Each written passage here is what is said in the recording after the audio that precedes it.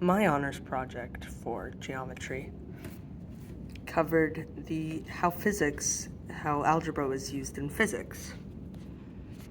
And this is my final project. So I had 3 driving questions. The first one was how much force is in a 1 kilogram baseball going 50 meters per second. The second was what is the time dilation of said baseball.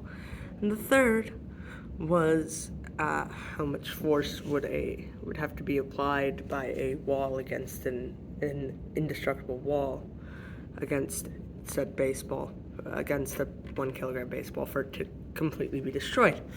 So, in the first question, I had to learn a little bit of physics to do this project, and while I was learning physics, I had to use a little bit of calculus when I was doing some of my physics equations, such as taking the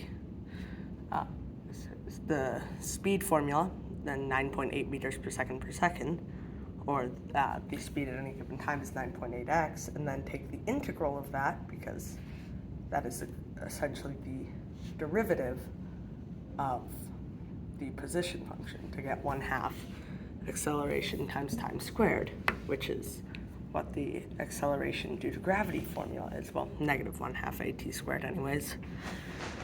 And that's part of the basic mechanics section. For this function, I had to plug in some numbers. I had to do m1/2 mass times velocity squared, and I had to solve. So that used a few algebraic, mostly just plugging in numbers. You can see the results here. It ended up having 1,250 joules of kinetic energy. Second one, you mainly learn how to use square roots in algebra. And this function uses square roots and divides by squares. It's a very interesting equation. And I found the time dilation of the baseball to be, it has 3.0949754 e minus 31 extra seconds per every second that passes, relatively to everything around it. And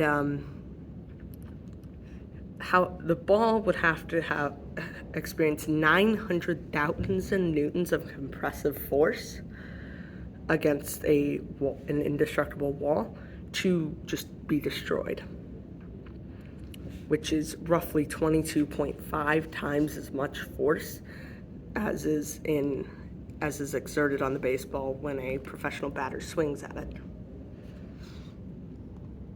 Anyways, that is my honors project.